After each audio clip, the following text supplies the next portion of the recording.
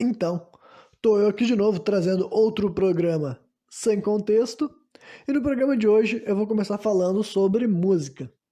E a música que eu decidi estar compartilhando aqui com vocês se chama Prayer of the Refugee. Prayer of the Refugee quer dizer a prece ou a reza, né? Mas digamos a prece do refugiado, né? A reza do refugiado de uma banda chamada Rise Against, né? Rise Against é uma banda que eu já acho que eu já falei umas duas músicas desse artista aqui, acredito.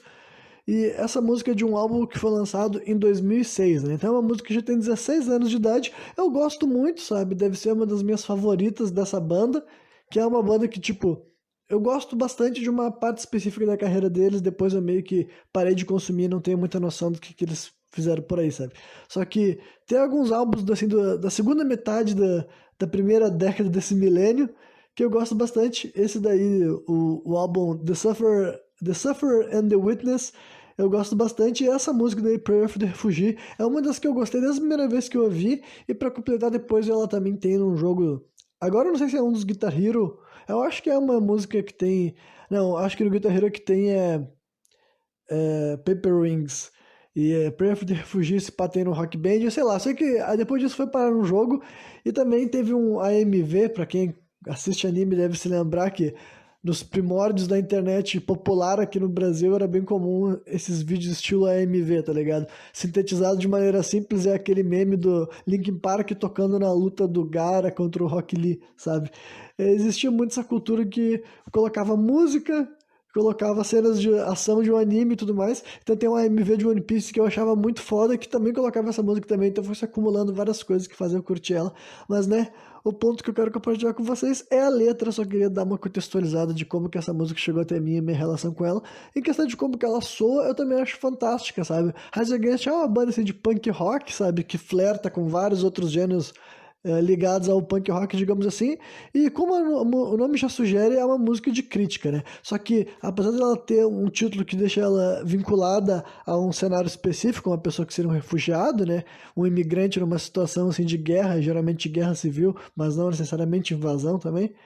Então, né? Mas dá pra te. Quando eu ler a letra aqui pra vocês, vocês vão ver que é uma letra facilmente interpretável do ponto de vista de qualquer pessoa que tá numa condição de quem tá sendo abusado, agredido, oprimido, sabe, por uma espécie de poder exercido sobre ele, digamos assim. Então vamos lá. A música começa bem assim, ó. Se aqueça perto do fogo, filho, e amanhã chegará em breve. Eu te contarei histórias de um tempo melhor em um lugar que em algum momento nós conhecíamos, em algum lugar que antes nós conhecíamos. Então já começa bem legal, assim, de um ponto de vista bem simbólico, né? Imaginar um cenário de alguém descrevendo para alguém um momento da vida deles que eles estavam em outro lugar vivendo melhor, inclusive, né? Depois ele canta bem assim: antes de nós fazermos as nossas malas e deixar e left all this behind us, e deixasse tudo isso atrás de nós na poeira, digamos assim. Nós tínhamos um lugar que nós podíamos chamar de lar e uma vida que ninguém podia tocar. Depois disso ele canta o refrão. Daí o refrão é a parte da música que ela é mais agressiva e tudo mais, né? Ele grita, mas não grita tipo scream e tudo mais, é simplesmente vocal estridente, sabe? A letra dele e tudo mais é cantada com força, digamos assim. Mas ele canta assim, ó. Não me segure agora, eu consigo ficar em pé sozinho. Eu não preciso da sua ajuda agora, você teria me deixado cair, cair, cair. Não me segure agora, eu consigo ficar em pé sozinho. Eu não preciso da sua ajuda agora, você ia me deixar cair, cair, cair. Né? Aí depois a música se acalma, quando termina o refrão, ela volta pro ritmo dela, do corpo da música, que não é tão rápido e tão agressivo quanto o refrão dela é, entendeu? Ela volta pro ritmo mais, não digo suave, mas pelo menos mais compassado, né, que é o resto da música. E ele canta assim, ó: nós somos os raivosos e os desesperados, os famintos e os que estão sentindo frio. Nós somos aqueles que ficamos quietos e sempre fazemos aquilo que nos era mandado. Depois ele canta daí uma outra parte daí, digamos assim que seria um pré-refrão, mas ele muda a letra do que ele cantou na primeira parte, sabe? Só que também já vai dando assim uma espécie de acentuada, o jeito que ele vai cantando vai ficando um pouco mais incisivo, que que depois ele transiciona pro refrão que é mais agressivo de fato, né? Daí ele canta assim nessa segunda parte. Ah, mas nós estivemos. Mas nós estivemos suando enquanto vocês dormiam tão calmo nas seguranças dos seus lares. Nós estivemos pregando os pregos que segura tudo aquilo que vocês conhecem, né? Então, mais uma vez, é uma mensagem bem forte, né? Bem impactante e tudo mais. Se tu conseguir, né, utilizando um pouco de empatia para interpretar o que esse eu lírico poderia simbolizar, como eu disse, o título da música a gente tá falando, mas dá pra te imaginar pessoas em situação de trabalho escravo, por exemplo, entendeu? E também até uma própria crítica, né? Assim, o cara que tá compondo essa música ser uma pessoa nascida na América do Norte, é aquela coisa assim que várias vezes, né, tem gente que faz de conta que não existe exemplos de membros da sociedade norte-americana, entendeu? Tanto dos Estados Unidos quanto do Canadá, e depois as pessoas da Europa também, que não levantem críticas à própria postura que os países deles têm sobre várias questões. Então, essa música daí é uma crítica direta ao primeiro mundo, tá ligado? É as pessoas que não têm aquela noção de que os problemas que as pessoas em outras realidades financeiras ao redor do mundo podem estar enfrentando, né? E assim como eu já falei várias vezes, eu tenho noção de que o Brasil não é um dos melhores países do mundo e da mesma maneira que ele não é um dos piores países do mundo. Só que eu tenho pelo menos o bom senso de saber que o mundo é extremamente desigual e tem gente que lida com certos problemas que eu nunca vou ter que enfrentar, quer dizer, imagino que não, né? Mas tem a ver com a realidade do espaço que eles estão inseridos, da mesma maneira que tem gente que está numa posição de privilegiado, muito além do que eu e tu podemos imaginar no nosso dia a dia, porque a nossa vida tem o peso de ser brasileiro, que não é igual ao peso de ter nascido em qualquer outro lugar do mundo, digamos assim, né? Mas enfim, depois dessa análise, vamos voltar pro refrão, que daí acho que eu não vou ler agora, porque depois ele vai cantar mais algumas vezes, né? Mas ele canta o refrão dele de novo, e daí ele vai pra bridge da música, né? Aquela parte que ela soa um pouco mais diferente do que ela tem de ritmo normalmente. E ele canta assim, ó: então abra os seus olhos, criança, vamos seguir o nosso caminho.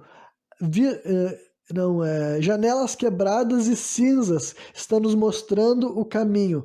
Não se mantenha mais em silêncio, nós cantaremos até o amanhecer. Sobre as vidas que nós perdemos e sobre as vidas que nós reclamamos. Reclaimed, não é reclamamos, nós reganhamos, digamos assim, reconquistamos, talvez, sabe? Sobre as vidas que nós perdemos e as vidas que nós reconquistamos ou estamos exigindo, talvez. Enfim, agora me faltou uma tradução melhor para esse contexto, né?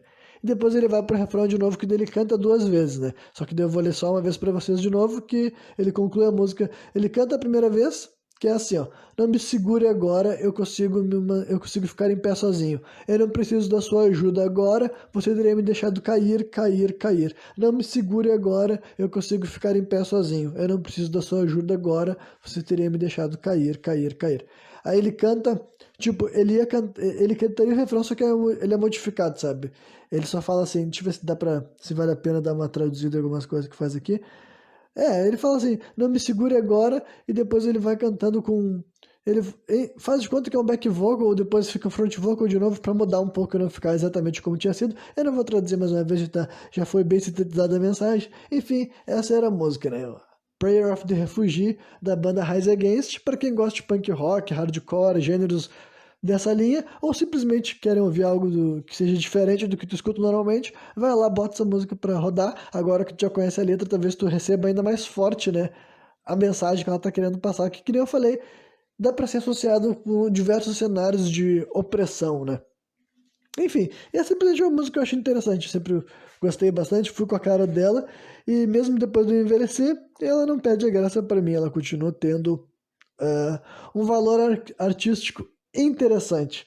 Mas agora vamos transicionar para a segunda etapa desse programa, que honestamente eu não sabia quando que eu ia abordar isso pela primeira vez, porque é um negócio que estava assim, é uma daquelas coisas que tem me entretido em questão de pesquisa variada nas últimas 2 ou 3 semanas, mais ou menos, né? Então eu não sabia quando que eu teria coisas suficientes para comentar a respeito com vocês, mas eu acho que agora já tem coisas suficientes para dar um programa com início, meio, não necessariamente com fim, porque não é o fim dessa história ainda, né? Mas vamos começar por partes, né?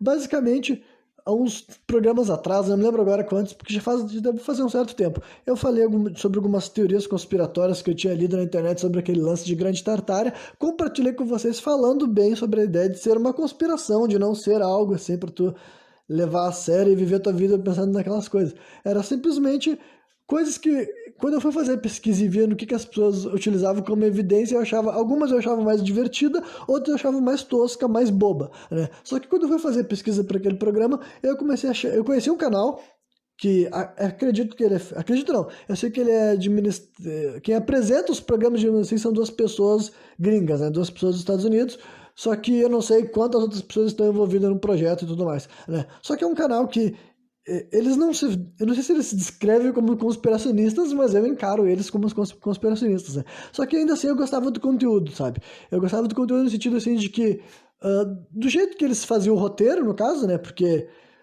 são programas longos e tudo mais, e eles traziam bastante assim, bastante evidência daquilo que eles queriam sugerir. Então, a maioria dos vídeos deles, mesmo que eu não concordasse com as conclusões que eles davam, geralmente eu não concordava, toda a pesquisa que eles faziam por trás eu achava interessante, tá ligado? Porque eles traziam bastante coisa assim, passagem de livro e textos, e citações e jornais, enfim, e falavam de várias coisas assim que para mim a parte mais interessante para eu me entreter num conteúdo alheio é a pessoa tá falando alguma coisa que vai fazer eu pensar, tá ligado? Se eu vou estar ouvindo outra pessoa falando e tudo que ela tá dizendo ali eu já ouvi, eu já sei, eu já concordo, eu já enxergo exatamente pelo mesmo lado, provavelmente já não vai prender minha atenção, sabe? Agora, quando o conteúdo que eu tô vendo me dá a oportunidade de concordar ou de discordar, ou de pelo menos pensar sobre algo que eu ainda não tinha pensado antes, isso daí é uma coisa que tem mais chance de me manter entretido naquilo lá, sabe? Então é um canal que eu continuei acompanhando assim e tal, mesmo depois, tipo assim, eu conheci eles por causa da pesquisa, mas depois continuei vendo o tipo de coisa que eles falavam, e nos conteúdos variados que eles soltavam, variava de coisas que eu dava risada e falava, mano, esses caras são loucos, até de outras coisas que eles levantavam alguns caroços que eu achava interessante. Só que daí, o que eu comecei a refletir mais vendo esse conteúdo, que tipo, é muito direcionado à história dos próprios Estados Unidos, tá ligado?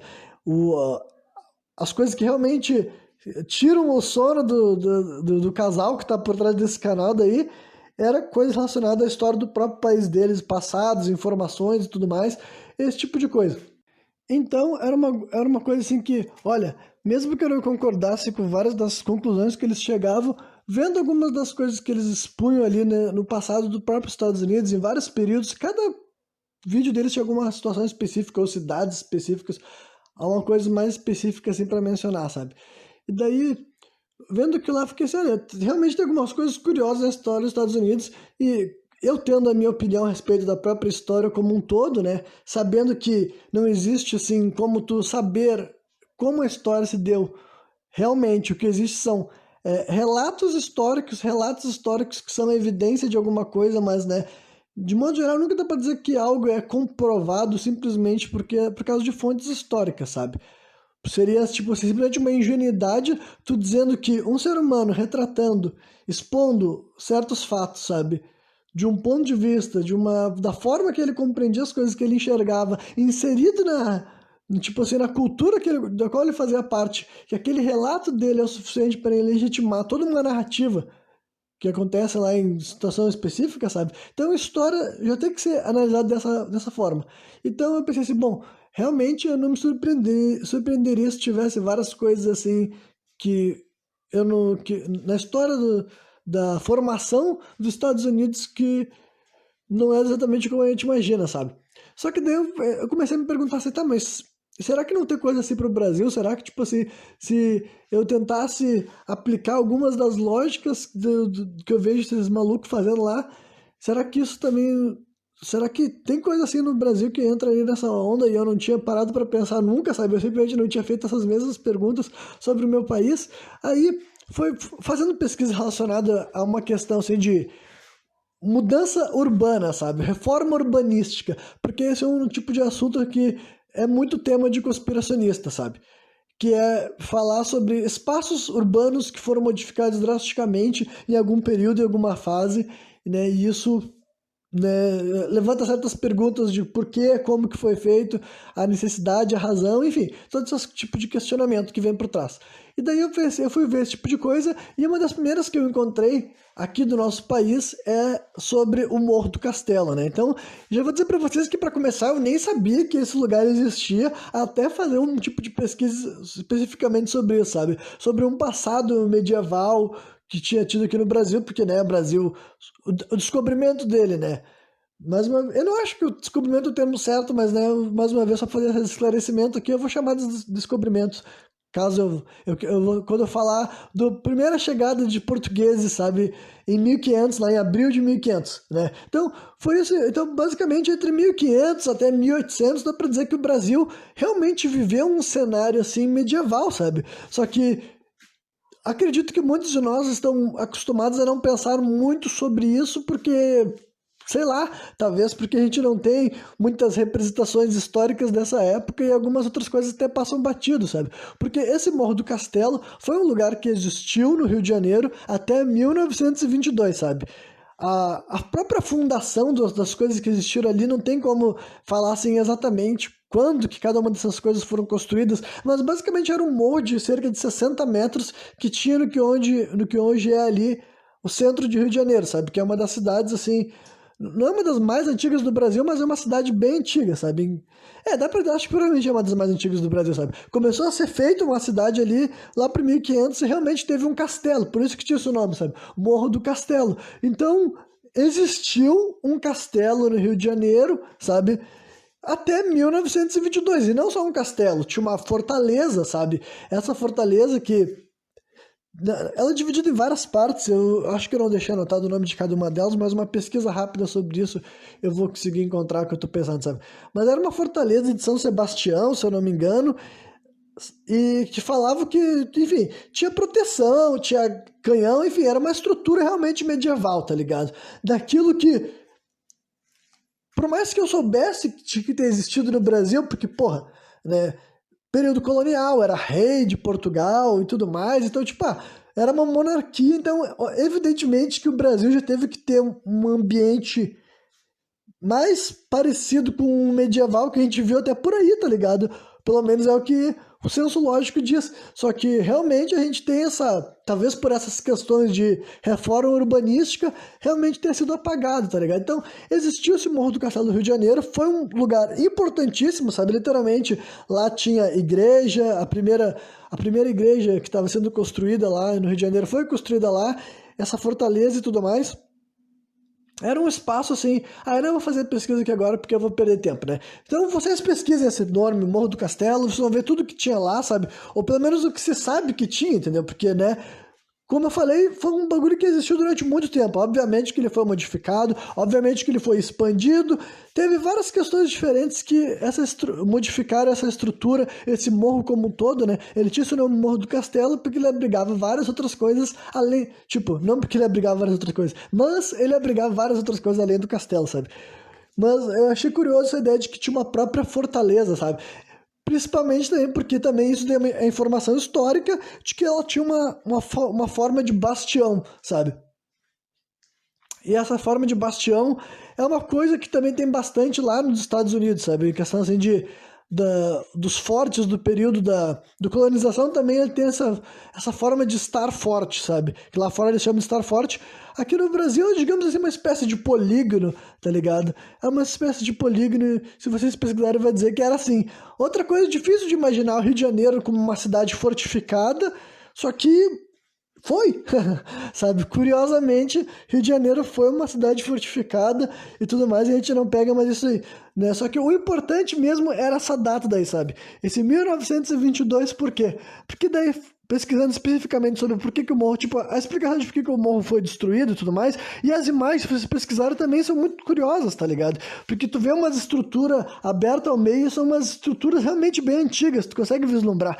Aí tem todo assim um caráter assim higienista também, tá ligado? Que dizia que o morro atrapalhava a circulação de ar e também parece porque estava começando a já existir comunidades assim de pessoas pobres indo pro morro, para aquele morro do castelo, daí ele foi derrubado, mas aí levanta várias outras questões, né? Porque tem vários outros morros que viraram digamos, especificamente favela no Rio de Janeiro, nem todos eles foram derrubados, né? Esse Morro do Castelo especificamente foi derrubado com água, literalmente com água, sabe? Os caras fizeram um sistema lá que pegava a água do mar e conseguia fazer ela ser esguichada assim. Enfim, existem explicações, existem argumentações até da época, gente que era a favor ou contra a derrubada, gente que fazia crítica através de livros, através de arte, sabe? Foi uma comoção, né? Como era de se imaginar, porque, tipo, como não era de se imaginar, né? Eu praticamente nunca tinha nem imaginado, porque eu sequer sabia que até 1922 existia algo tipo isso no Rio de Janeiro, sabe? Eu não tinha esse tipo de conhecimento específico, tipo, de que tinha uma construção desse tipo, desse nível, assim, né? Na cidade do Rio de Janeiro até 1922.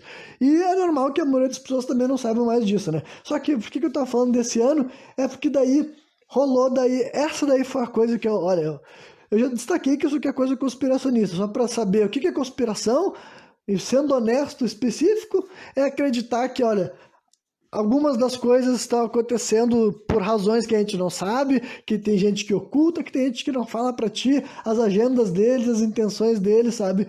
Que tem coisas assim que, né, pode estar, não está sendo declarada em medidas públicas e tudo mais. Então, essa é a questão. Já estou até falando abertamente do que seria essa lance de conspiração.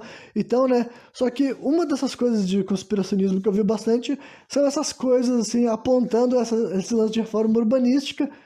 E eu estou reintroduzindo um negócio que eu já tinha falado, mas, não, perdi o fio da meada só para fazer meu esclarecimento, porque eu não quero ficar com peso na consciência por estar compartilhando essas brisas mais doidas, sabe? Só que, enfim, em 1922 estava sendo comemorado 100 anos da independência do Brasil, né? Esse ano agora a gente está comemorando os 200 anos da independência. Só que agora eu quero que vocês façam uma pesquisa, porque é importante ver as imagens disso, sabe? Inclusive tem até um vídeo que depois no final do programa eu vou dizer para vocês assistirem esse vídeo completo, mas não assistam esse vídeo agora porque ouço o meu programa até o final. Mas enfim, procurem assim, mostra assim, ó, Exposição do Centenário da Independência, 1922.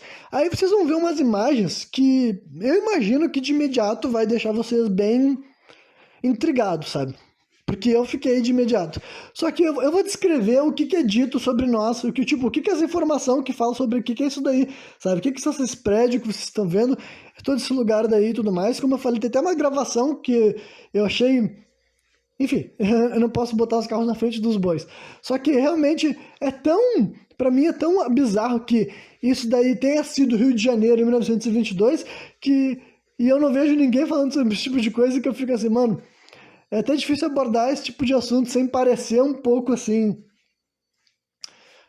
conspiracionista mesmo, tá ligado? Mas enfim, olha só, na história oficial, essas imagens daí correspondem a essa tal de Exposição Internacional do Centenário da Independência.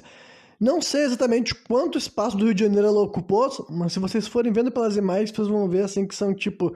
Cara, com certeza eles devem ter separado vários e vários bairros do Rio de Janeiro para conseguir fazer uma exposição tão gigantesca assim, sabe? O tempo de duração dela também foi gigantesco, sabe? Ela foi inaugurada em 7 de setembro de 1922 e ficou ativa até 23 de março de 1923, entendeu? Então, assim, 6, 7 meses de exposição. Foi a maior exposição já realizada aqui no Brasil e a única que eu tenho conhecimento que tenha sido feita em homenagem à independência de um país, sabe? Contou com a participação de outros 14 países. Daí, assim, até na própria Wikipédia tem uma lista dos países envolvidos e vocês vão ver que são verdadeiras potências econômicas e, tipo assim, daquilo que a gente chama, assim, da elite europeia que ganhou dinheiro ao longo do tempo fazendo o processo de colonialismo, sabe? Os países que estavam participando, que contribuíram, que participaram e fizeram construções também e tudo mais, supostamente, sabe? É Bélgica, Dinamarca, França, a Grã-Bretanha e a Irlanda, Itália, Noruega, Portugal, Suécia e Tchecoslováquia. E das Américas tinha a Argentina, o Brasil, os Estados Unidos, México, e da Ásia, o Japão, sabe? Então, assim, essa é a história oficial, sabe? A única informação oficial da história que a gente tem sobre o que é esse centenário de independência é isso aí. Aí então, em primeiro lugar, eu quero que vocês estejam vendo essas imagens, sabe? Se quem não pesquisou, pesquisa aí e coloca Exposição Centenário de 1922. Porque assim, a primeira coisa que eu vou constatar é o óbvio. É maravilhoso, realmente assim, é magnífico. Essas estruturas, essas construções são fantásticas. Só que agora eu vou começar a elaborar quais são os pontos que me fizeram ir comprando esse tipo de raciocínio conspiratório mais do que eu imaginava inicialmente. Em primeiro lugar, vocês vão ver que é muito bizarro também a própria arquitetura, sabe? Tem um vídeo que eu já vou deixar indicado pra vocês, porque tem no YouTube a gravação original, ela foi restaurada, sabe? Isso daí foi gravado em 1922, só que vocês pesquisarem assim, exposição da centenário da independência, vocês vão encontrar um vídeo que tem menos de 2.000 visualizações, de 15 minutos, em preto e branco, que ele tá dizendo ali na descrição dele que é uma restauração gravada com um novo áudio, né? Para poder reproduzir o que tinha sido mostrado no vídeo original e tudo mais, sabe? Então, mostra lá, vocês podem assistir esse vídeo, mas espera acabar esse programa aqui de preferência, ou vocês dão pausa, assistem o vídeo e voltam aqui. Só que olha só, eu posso dizer pra vocês que eu assisti aquele vídeo e ouvindo a explicação do que o cara tava falando, ele disse que assim, era um evento que foi de tanto sucesso que teve noites que ele só conseguiu fechar o parque. Eu até me pergunto assim, como assim o parque, cara? Como é que isso daí era o parque, sabe? É muito grande para chamar de simplesmente um parque, sabe? Mas eles tinham que fechar um parque às 4 horas da manhã, sabe? De madrugada, então, no caso. E daí, além disso, também eles mencionavam coisas assim, a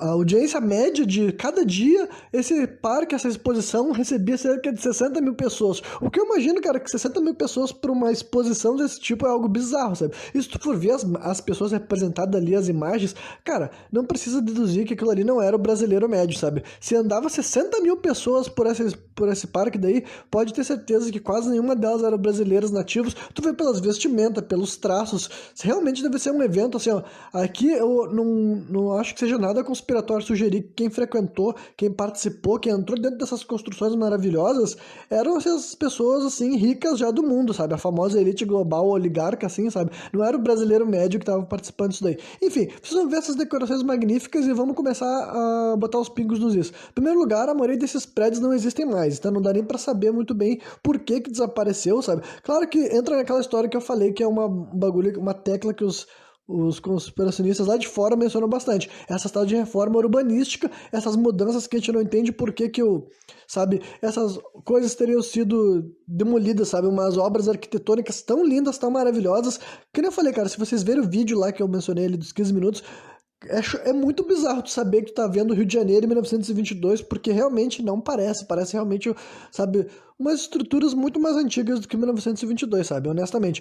Só que daí, a outra coisa que eu também, esse raciocínio eu aprendi também vendo os vídeos dos caras lá de fora, eu vou ter que confessar, que eles apontam que é o seguinte, não tem fotos das construções dessas estruturas, tá ligado? Não tem, e tipo, realmente não tem. Aqui nessa do Exposição Centenário, por exemplo, cara, se tu pesquisar preparações, construções pro Centenário da Independência, tu realmente não encontra uma única foto de essas estruturas sendo erguidas. E daí, tipo, aqui no Brasil tem um adicional que deixa essa história ainda mais sei lá, pra mim, na minha opinião, deixa ela ainda mais falha, mais fraca de ser uma realidade mesmo, é que aqui no Brasil dizem que o processo de derrubar o Morro do Castelo, parte dele também era para abrir espaço para esse evento, para essa exposição do centenário que ia acontecer em 1922. Só que, gente, na história oficial, o Morro do Castelo foi derrubado em 1922.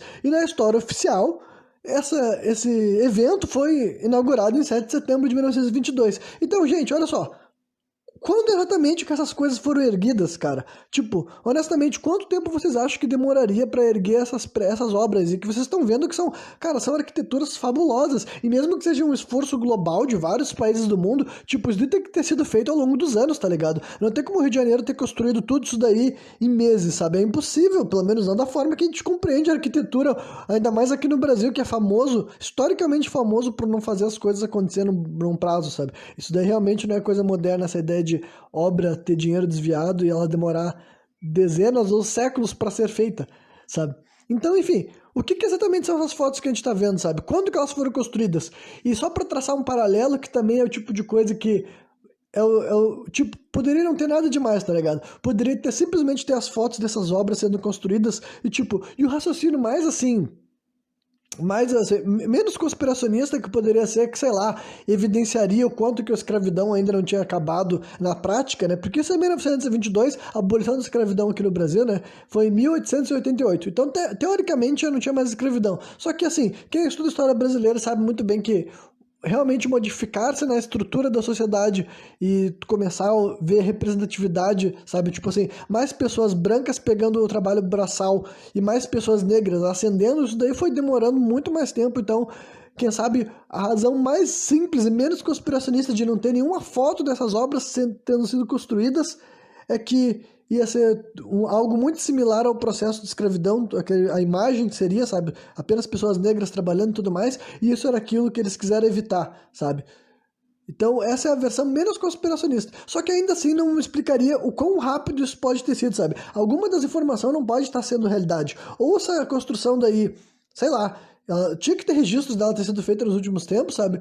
Ou o Morro do Castelo não foi derrubado em 1922, porque não tem como isso tudo ter aparecido tão rápido. Só que o que eu ia falar com relação aos Estados Unidos, que é outra coisa que assim, outra razão que faz com que eu fique coçando minha cabeça com essa história inteira é que me lembrou muito algo que os meus conspiracionistas de estimação falam, referente às World's Fair, sabe? As feiras globais que rola nos Estados Unidos, na Europa, em outros lugares do mundo também, que, cara, se vocês pesquisarem, coloque assim, essa aqui é uma das mais famosas, sabe? Coloque assim, ó, Chicago World Fair, né? Chicago, o nome da cidade dos Estados Unidos, Chicago World Fair, e vocês colocam o ano de... Deixa eu ver aqui, 1893, sabe? Chicago World Fair 1893. Aí vocês vão ver, olha, eu acho que não vai ser difícil vocês começarem a ver as semelhanças do que estava rolando aqui no Brasil, né? Vocês vão ver que tem estátuas e estruturas, enfim, muito, muito bonitas e tudo mais, sabe? E fotos de ângulos maravilhosos, muito bem documentado. E, enfim, com as mesmas coisas bizarras que em comparação assim, a feira lá do Brasil, sabe? Uma arquitetura que realmente parece do mundo antigo e tudo mais. Só que lá nos Estados Unidos, por já ter gente que fica mais martelando nessas pautas, já foi levantada a ideia de que, tipo assim, Chicago nunca apareceu aquilo ali, exceto para esse World Fair, tá ligado? Várias daquelas obras que tu vê nessas imagens dessa World Fair de Chicago em 1893 não existem mais e ninguém se recorda delas existirem antes. Então, a explicação que tem lá na história oficial dos Estados Unidos é que essas construções foram feitas de materiais que não são duráveis, tá ligado? Apesar de tu olhar para elas parecerem maravilhas arquitetônicas, na verdade elas não passam de apliques em estruturas menos interessantes, que eles colocaram apliques com coisas como... Depende da fonte, já vi falar que pode ser papelão ou plástico, próteses variadas, assim, para dar esse aspecto maravilhoso. E eu já vi o pessoal que fica fazendo esse tipo de conspiração e tudo mais, se manifesta que não acredita nesse tipo de coisa. E eu confesso para vocês que, assim, ó, olhando à primeira vista, também não me parece que seja isso daí, tá ligado? Parece meio que uma justificativa... tipo, tentando tapar o sol com a peneira. Mas até onde eu sei, a história oficial dos Estados Unidos surgiu essas World's Fair, sabe? Essas arquiteturas muito exageradas que não tem nem mais registro, por algum motivo foram eliminadas depois disso, saber que elas não foram feitas para durar, por isso que tu não vê essa abundância de estrutura. Só que então, deixando de lado isso daí, aqui no Brasil nem essa explicação não dão, gente. Na história oficial daquela exposição do centenário da independência de 1922, não tem explicação de como e por que aquele monte de estrutura. E se vocês procurarem imagens, cara, vocês vão ver que tem bastante, gente. Não é tipo assim, uma, duas, três. Cara, eram, sei lá, dezenas de construções e uma minoria delas ainda existe, sabe? Literalmente, eu acho que dessas, quase todas que existem aqui, que vocês podem encontrar a imagem, acho que só uns 4 desses pavilhões ainda existem e uns 2 deles estão muito modificados, sabe? Só que a maioria deles, gente, tem uns que parecem os verdadeiros castelos, sabe? E tu nem consegue encontrar, tipo, a explicação mesmo, sabe? Não tem muita explicação de como que foi feito, quando que foi feito, sabe? Tem umas imagens que é pra ser noturno, sabe? Que tá iluminado de uma maneira também muito foda, muito bonita. Olha só, o que é inegável é que essa exposição de 1922 tenha sido algo maravilhoso, mas eu confesso pra vocês que com as poucas informações que esse evento nos tem e aquilo que tu consegue observar nessas imagens, é muito difícil entender, sabe, como é que isso pode ter acontecido, sabe? Essas construções devem ter demorado um bom tempo para ter sido feitas, sabe? Não tem como, tipo, isso tudo ter sido erguido. Se vocês veem questão de perspectiva, as pessoas próximas desses lugares, sabe, são construções realmente gigantescas, sabe? Elas não são pequenas também, sabe? Elas são obras grandes e, como eu falei, cara, olha, eu não encontrei nenhum lugar informando exatamente o tamanho total da exposição, mas olha, com certeza eles separaram várias partes ali do centro do Rio de Janeiro, sabe? E como é dito na história oficial, isso durou meses, sabe? E recebendo mais de 60 mil pessoas, então olha só.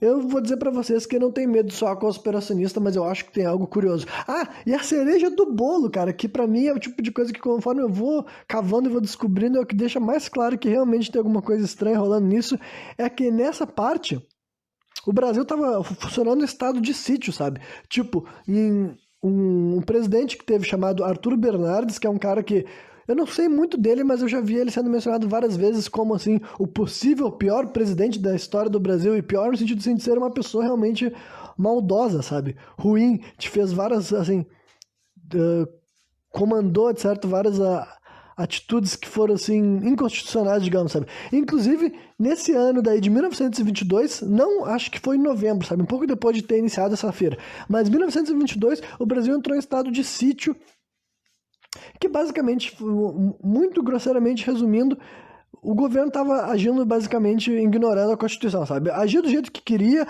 da maneira mais arbitrária. Se tivesse que prender uma pessoa sem necessidade de uma prova, eles prendiam. Se tivesse que matar uma pessoa sem necessidade de uma prova, eles matavam, sabe? E o Brasil, isso, e daí, nada de conspiração. Essa parte também não é conspiração. O Brasil estava em estado de sítio, só que assim, se vocês verem a história recente do Brasil nesse período, sabe? O Brasil estava num período extremamente, assim, caótico, sabe? Teve revoltas acontecendo em várias dessas épocas. Teve a revolta da Chibata, que foi no Rio de Janeiro em 1910. Aí teve aquela, como é que é mesmo? Outra que tem todo um cenário também bem caótico e mostrando como o Brasil ainda estava, enfim, muito instável, mesmo após. Isso era bem recentemente o processo de ter deixado de ser uma monarquia, no caso, né? A Revolta do Contestado, essa aqui também. A Revolta do Contestado, se não me engano, foi em 1912, sabe? E nesse mesmo ano de 1922, teve uma revolta do Forte, se eu não me engano, que foi dentro de uma parte dos. Foi um grupo de militares mesmo, sabe? Os tenentes do Rio de Janeiro que fizeram uma revolta e tudo mais. Então, assim, o Brasil estava num cenário muito caótico, com várias revoltas, e ao mesmo tempo o governo brasileiro conseguiu tirar tempo para fazer esse mega evento que, cara, no mínimo tá querendo mostrar o quanto que ele dialogava com o mundo inteiro e quanto poder ele tinha relacionado ao mundo inteiro, sabe? Como eu falei, não dá para negar que esse esforço coletivo não era como se fosse só o Brasil, sabe? Era o mundo inteiro, sabe, se reunindo aqui, supostamente para comemorar arquitetura, comemorar técnicas. Até no vídeo lá que eu falei para vocês conferirem, o cara tá falando que tava estreando uma nova tecnologia de telefone, sabe? Então, enfim, isso daí é bem similar ao que eu já vi dos gringos falando que rolou nesses World's Fair ao redor do mundo. Só que, né, essa foi a World's Fair, basicamente, que rolou no Brasil, especificamente com relação ao centenário. E eu vou dizer para vocês, olha, é um evento muito curioso ainda assim, sabe? Deve ter sido magnífico, deve ter sido fabuloso, mas olha, depois que acabar esse programa aqui, vão lá e vejam esse vídeo que eu falei pra vocês de 15 minutos, vejam o que o cara tá falando, aquelas informações que supostamente são oficiais, vê as imagens, entendam que isso daí é o Brasil, é o Rio de Janeiro em 1922, e no final eu só quero que vocês se respondam pra vocês mesmos se vocês acharam que tem algo estranho ou acharam que não, sabe? Porque eu não tenho como dizer pra vocês, depois de ter visto esse vídeo e ficado intrigado com essa falta de evidência de todo o processo de construção e por que, sabe, exatamente em que janela de tempo, sabe, entre a derrubada do Morro do Castelo e o 7 de setembro conseguiram fazer toda essa urbanização, sabe? E também porque que praticamente tudo isso desapareceu depois, sendo que era realmente, assim, sabe, coisas fantásticas, fabulosas. Como eu falei, tem umas explicações menos conspiratórias, mas a história oficial, nesse momento, sequer dá ela, sabe? Sequer diz que não tem fotos por causa que o trabalho seria muito similar ao trabalho escravo, e sequer diz que não é construção de verdade, são apliques que nem os Estados Unidos fala que fez nas feiras deles. Então não tem nenhuma justificativa, a gente simplesmente nem se pergunta o que que a gente está vendo exatamente ali naquelas imagens, sabe?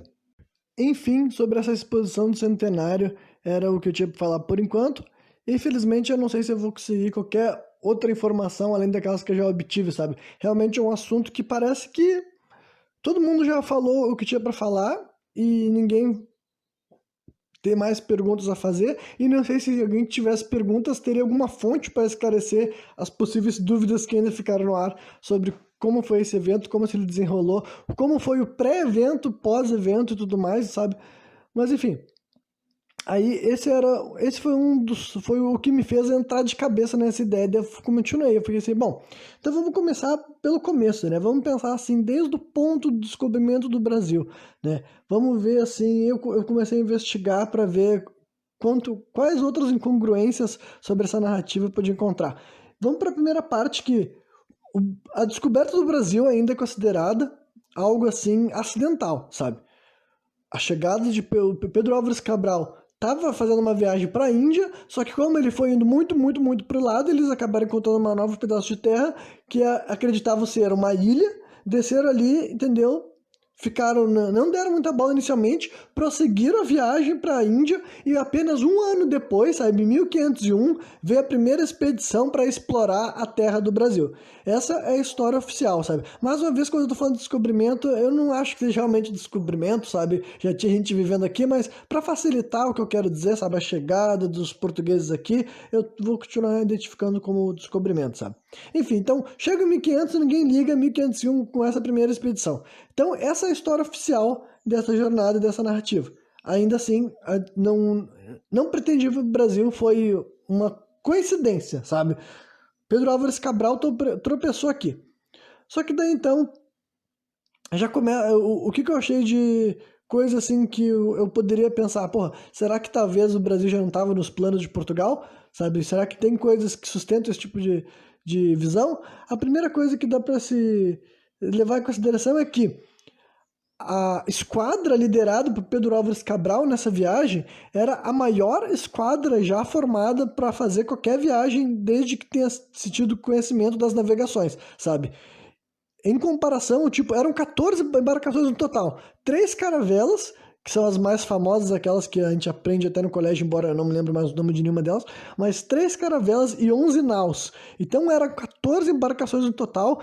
Isso daí, para vocês terem uma ideia, para efeito de comparação, a esquadra do Cabral sozinha superava em números a esquadra que Vasco da Gama usou para chegar na Índia pela primeira vez, Cristóvão Colombo utilizou para chegar nas Américas, Francisco Pizarro utilizou para chegar no Peru, se eu não me engano, e Hernán Cortés utilizou para chegar no México, juntas. Então, essas 4 esquadras de outros navegadores famosos da época, um pouco antes, na verdade, não eram tão grandes quanto a que Pedro Álvares Cabral estava liderando. E essa esquadra gigantesca supostamente sem querer tropeça no Brasil, entendeu? Então já começa um bagulho curioso, né? Pô, engraçado, né? Que a maior esquadra já formada da história sem querer acaba caindo no Brasil, sabe? Sem ser o projeto, mas essa ainda é a história oficial do nosso descobrimento desse país, sabe? E daí eu pensei assim, porra, então o quão grande já era Portugal, ou mais importante do que isso, né? Da onde que veio dinheiro para fazer uma esquadra desse tamanho? Que geralmente esse é o processo da história, você tem que ir cada vez indo mais fundo, tem que ir mais atrás para tentar chegar mais perto de uma fonte. E eu descobri que as 2 cidades que são aquelas responsáveis por financiar essa viagem, entendeu? Não foi nem Portugal. Portugal não tinha esse dinheiro mesmo tendo um rei especificamente dito. Para fazer uma viagem desse tamanho, que supostamente era para a Índia, esse dinheiro todo que o Pedro Álvares Cabral utilizou para, enfim, abastecer essas embarcações e contratar os homens que trabalhar e tudo mais, foi financiado por gente, né? Por gente que não tem nome, literalmente não tem informações específicas quem são esses caras, mas gente rica, burguesa, de Gênova e Florença, sabe? Gênova e Florença são duas, do tipo, nessa época, numa parte da região que da Europa que a gente chama de Itália, por exemplo, existiam 4 repúblicas independentes que dizem que elas estavam sempre em guerra e dizem que as 4 já eram bem ricas, sabe? Elas já eram bem ricas porque essas 4 repúblicas, bem dizer, elas eram assim as herdeiras de tudo que tinha sido o Império Romano, tá ligado? Porque isso daí é o quê? Começo do século XVI. Então, teoricamente, não tinha mais Império Romano, nem do Ocidente, nem do Oriente. Constantinopla tinha sido derrubado, sabe, em 1453, se não me engano. Então, assim, não tinha mais Império Romano. Só que existia 4 repúblicas independentes que diziam que as 4 eram ricas e as 4 ficavam tretando entre elas. Que era a República de Veneza, a República de Gênova, a República de Florença e a outra, se eu não me engano, eu não sei se era de Dalmácia ou um nome por aí, sabe? E se pá, tinham até mais também, sabe? Eram várias repúblicas que diziam que elas eram independentes, né? Que elas não tinham acordo com nenhuma delas. E, inclusive, uma dessas repúblicas, que é a República de Veneza, em primeiro lugar, também eu vou ter que mencionar que os conspiracionistas sempre falavam de Veneza como, né, a possível sede dessa elite mundial. E quando eu descobri que no passado do Brasil chega nesses países, eu fiquei, puta que pariu, mano. Tá brincando que a colonização do Brasil tem dedo diretamente envolvido desses países, sabe? Não é uma coisa, uma aventura sozinha de Portugal, sabe? Tinha muita gente interessada em fazer essa viagem, mas supostamente nem sabiam que estavam vindo para o Brasil. Enfim, mas a República de Veneza, inclusive, ela tem acordos e tratados com os reinos mouros, tipo, fizeram naquela época, sabe? Informação também histórica factual. Inclusive é por isso que, desde essa época, a exploração e as batalhas entre Oriente, de muçulmanos e católicos diminuíram, entendeu? Então, eu acho que não é conspiracionista dizer que parte do acordo que acabaria rolando, tipo assim, o que faria com que a Europa deixasse de tentar expandir para o lado dos muçulmanos e começasse a fazer todo o processo de colonialismo, eu acho que dá para dizer que tem a ver com esse acordo, tá ligado? Eu acho que parte do acordo tem a ver com direcionar o interesse de exploração e tudo mais para outros lados. Então, enfim, sabe, com a queda de Constantinopla, o que poderia significar um aumento de uma rivalidade entre Oriente e Ocidente, digamos assim, na verdade, o pós-guerra resultou num acordo que fez com que, né, o colonialismo ganhasse força em outras áreas do mundo, como, por exemplo, as Américas, tá ligado? Enfim, então, essa daí era o início da história do descobrimento do Brasil, sabe? Teve financiamento dessas repúblicas independentes de Gênova e de Florença, que hoje em dia, se tu for pesquisar, dizem que não existe, mas, tipo assim, não é como se não existisse, tá ligado? Existe cidade com o nome de Gênova, existe cidade com o nome de Florença, mas elas não são mais a república que elas já foram, não tem mais, assim, entre várias aspas, a mesma importância, sabe? Lá, lá, lá. Tá, isso aqui eu já falei do acordo com o Império Otomano, que eu falei do Império Mouro, mas também eu queria me referir ao Império Turco-Otomano, tá ligado? Enfim, e nessa mesma pesquisa eu descobri que também existe um debate, acho que vai ser o último tópico que eu vou levantar nesse programa, porque como eu falei, eu vou continuar fazendo pesquisa sobre a história do Brasil e vendo quais partes da história do Brasil ainda tem brecha para ser reinterpretada e pensar que talvez as coisas não sejam exatamente como a gente sempre assumiu. Atenção, atenção, esse aqui é um edit do futuro. Por algum motivo, quando eu estava gravando esse programa, eu chamei um cara que se chama Duarte Pacheco Pereira de Duarte Pacheco Filho. Eu honestamente não sei por que eu mudei o nome do cara, porque eu sabia que o nome dele era Pacheco Pereira. Nas minhas anotações estava Pacheco Pereira, mas na hora que eu gravei o programa, mais de uma vez eu vou chamar ele de Duarte Pacheco Filho. Só que o nome que eu queria ter dito é Duarte Pacheco Pereira, né? Então agora continuo ouvindo o programa e faço de conta que eu nunca estive aqui. Eu descobri o nome de um cara chamado Duarte Pacheco Filho. Quem é esse cara? Ele é um explorador que hoje em dia tem um debate real a respeito dele já ter vindo para o Brasil antes de Pedro Álvares Cabral. Ele também era um português, né? Não sei qual era a categoria de exploração dele, mas ele era um português, ele era um navegador. E no que se baseia, no que as pessoas se baseiam para falar que esse cara pode ter vindo do Brasil? É uma obra escrita por ele, que para começar, a própria obra por si só já é fantástica. É o tipo de coisa que eu fiquei tão faceiro em descobrir que existe solidez para ficar especulando a respeito da história do Brasil e aí não ia ficar, tipo, tentando encontrar coisa que não tem nada de interessante para falar. Enfim, esse Duarte Pacheco Filho escreveu um livro chamado Esmeraldo de Cito Orbis. O livro foi escrito em 1505 E no caso, 1505, o Pedro Álvares Cabral já tinha vindo para o Brasil. Só que, na verdade, se não me engano, não, ele foi escrito no final do século XV, só que ele foi, não foi nem publicado, mas, né, ele foi entregue para o rei em 1505, se eu não me engano, eu não sei. Agora eu fiquei confuso com essa parte aqui, porque a própria história a respeito desse livro é curioso, sabe? Mas, enfim, ele é um livro que teria sido escrito por um cara que esteve aqui no Brasil antes do Pedro Álvares Cabral, mas eu tenho que ir por etapas, porque realmente é complexo para entender o próprio nome dessa obra. Ela foi escrita em português, mas o nome vocês vão ver que tem esmeraldo, né, que é uma palavra que teoricamente não existe, e de situ orbis é uma expressão em latim, né? Então, já começa pelo o nome desse livro daí, ele é um enigma, sabe? Realmente as pessoas tiveram que estudar o que esse nome poderia dizer, e começa com a ideia do o nome esmeraldo, sabe? Aí tem duas teorias principais. Um cara que fez a análise disse que esmeraldo pode ser um anagrama em latim para os nomes de Manuel e Duarte. Quem era Manuel era o rei de Portugal na época do descobrimento do Brasil, sabe? O nome do cara era Manuel I, Dom Manuel I na época do descobrimento do Brasil. E o nome desse navegador era Duarte. Então, pegando os nomes desses caras em latim, que o nome Manuel em latim fica Emanuel, e o nome Duarte em latim fica Eduardo.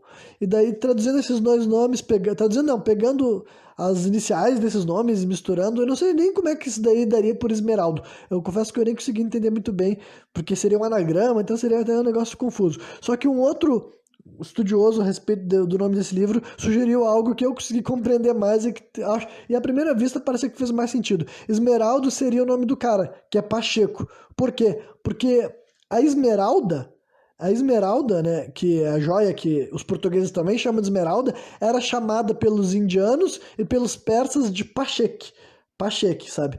Então, dá para dizer que o Pacheco fez uma piada com essa expressão, sabe? Se esmeralda se pronuncia Pacheque, se tu botar um O no final de esmeralda, sabe? Esmeraldo vira Pacheco, sabe? Pacheque mais o O. Então, esse daí eu pensei, faz sentido, né? Porque esse cara daí, ele era português, ele falava português, só que ele já era navegador, ele tinha viajado já para Índia, para as regiões que o pessoal fala o idioma persa, então ele saberia fazer esse jogo de palavras, sabe? Então, essa é uma análise de por que o nome do livro é Esmeraldo, sabe? Só que daí o que é o resto do nome? De Situ Orbis. Então, quer dizer, Situ Orbis quer dizer dos sítios da Terra, na verdade, né? De Situ Orbis quer dizer dos sítios da Terra. Sítios quer dizer os lugares da Terra, sabe? Os lugares da Terra. E não é só isso. Existiu um geógrafo romano que viveu no primeiro século chamado Pompônio Mela, e ele escreveu uma obra chamada De Situ Orbis, no caso, dos sítios da Terra, feito por esse Pompônio Mela. Então, uma maneira de traduzir esse nome Esmeralda de Situ Orbis quer dizer assim, os sítios da Terra por Pacheco, sabe? É como se fosse... Enfim, se ele estava se comparando, tipo, se ele estava fazendo uma referência a esse geógrafo romano do primeiro século, e ele evidentemente estava, as três possibilidades é que ele estava ou se comparando, ou dizendo que o trabalho dele é superior, ou dizendo que o trabalho dele é uma sequência, sabe? A versão atualizada da obra desse cara, porque supostamente ele assume-se que ele apreciava muito o trabalho desse cara, então, né, ele quis fazer uma continuação, né, ou uma sequência, ou até dizendo que agora é a versão superior, a nova versão feita por ele, sabe? Mas ele mencionou, obviamente, se ele mencionou a obra desse cara no título do que ele fez, é óbvio que ele está querendo pegar e fazer com que as pessoas vão até esse geógrafo, né? Pense nesse geógrafo quando pensar na obra dele também. Enfim, e o que era esse livro afinal agora, depois de ter me focado só no nome da obra? Esse livro daí é basicamente um livro de mapas, tá ligado? Inclusive, nenhum dos mapas tem, sabe? Tipo, tem várias passagens do livro que estão falando que que ele está fazendo menção a mapas que deveriam estar ali também, só que encontraram o registro, né, o livro escrito por esse cara, na verdade não o livro escrito por ele, mas cópias da versão original, né, e sem nenhum mapa, obviamente, que é outra coisa comum, sabe, é outra coisa que os conspiracionistas reclamam, e eu confesso que também é o tipo de coisa que, é só pra gerar conspiração mesmo, sabe, a quantidade de mapas que nunca foram encontrados, só para efeito de comparação, a gente não tem nenhum dos mapas do Cristóvão Colombo, tá ligado? Cristóvão Colombo, que é um cara que, né, em questão assim, histórica, né, teve relevância para construção da versão colonialista, sabe, das Américas. Então esse cara navegou para um monte de lugar do mundo e tudo que ele registrou até hoje, né, tá desaparecido, né? Ninguém tem, ou ninguém quer que a gente saiba que já foi encontrado. Que eu não tenho problema de sugerir isso, porque eu acho que é uma possibilidade. Só que, enfim, e para completar, o mistério em cima dessa obra daí, tudo isso. Ah, eu ainda nem mencionei sobre a história de o que isso tem a ver com o Brasil, sabe? É que basicamente esse cara estava registrando vários lugares do mundo que ele tinha ido já, e entre esses lugares que ele descrevia como chegar, não só descrevia, mas botava coordenadas, tem coordenadas para 4 lugares do Brasil, sabe? 4 ilhas diferentes, entre elas a ilha de Fernando de Noronha. As outras vezes eu me esqueci, mas são todas ilhas do norte e do nordeste. Então, e ele teria escrito isso assim, alguns anos antes do Pedro Álvares Cabral vir para cá, sabe? Uns 7 anos antes. Então, seria uma evidência, e na verdade é uma evidência. A questão é que, como é uma única fonte de evidência, não é o suficiente para as pessoas quererem alterar a história do Brasil, tá ligado? Os caras vão dizer, não é porque esse cara fez um registro que ele supostamente chegou aqui no Brasil antes do Pedro Álvares Cabral, que a gente vai mudar a história do mundo só por causa disso. Só que para gravar o mistério em cima desse livro, gente, esse livro demorou mais de 400 anos para ser publicado. Tô falando sério, é história mesmo, sabe? Apareceu 2 versões desse livro lá em Portugal no final do século XIX, sabe? 1890 e pouco, se eu não me engano. E foi a primeira vez que ele foi publicado. Um livro que foi escrito no final do século XV foi publicado pela primeira vez no final do século XIX e basicamente ali constaria informação de que Portugal já sabia da existência do Brasil antes daquilo que a gente chama de descobrimento do Brasil, sabe ligado? E daí eu descobri que uma das principais gente de que querer refutar esse tipo de raciocínio é que diz que não faz sentido Portugal querer manter em segredo, porque se tipo, era comum que os países, depois que eles chegassem numa região, eles se proclamassem donos, era um jeito bom de evitar competição e concorrência, tipo, cara, isso daí não faz o menor sentido, porque tanto é que a França tentou ocupar o Brasil durante muito, muito tempo, sabe? Depois os holandeses vieram pra cá, então, tipo assim, não importava Portugal dizer que era dele, ou o Tratado de Tordesilhas, tá ligado? Que foi assinado entre Espanha e Portugal, dizendo, quais partes a Espanha ia explorar, quais partes Portugal ia explorar. Tipo, França e a Holanda estavam um pouco se fudendo pra esse tratado, porque, tipo assim, o tratado nem lidava com eles chegavam aqui no Brasil igual. Então, tipo assim, não. Faz todo sentido que se qualquer uma dessas nações navegadoras tivesse chegado até o Brasil antes daquilo que a gente sabe ser a versão oficial da história, faz todo sentido que eles mantessem oculto, tá ligado? Enfim, então, olha, até sobre o descobrimento do Brasil, gente, já tem evidência, tem um debate que deu que eu não sabia se tinha qualquer chance desse tipo de coisa sequer ser uma possibilidade, né? E eu vou deixar com vocês a última coisa assim que eu posso apontar como um indicativo de que talvez essa descoberta acidental de Pedro Álvares Cabral, sem querer querendo tropeçar com 14 navios aqui no Brasil, sem querer, sabe? Talvez ela não seja verdadeira. É que assim, ó, mais uma vez pegando como base uma fonte histórica factual, mas que eu acho curioso que as pessoas não levantem esse tipo de observação.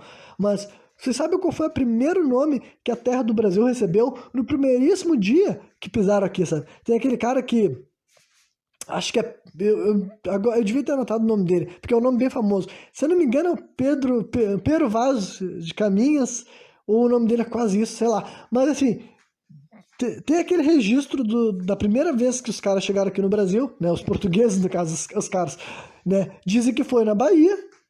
Foi a primeira vez que eles aportaram aqui e tem o relato do cara batizando essa terra da ilha de Veracruz, que era uma ilha, inclusive, assim, lendária do ponto de vista, assim, lusitano, até onde eu sei, e tudo mais.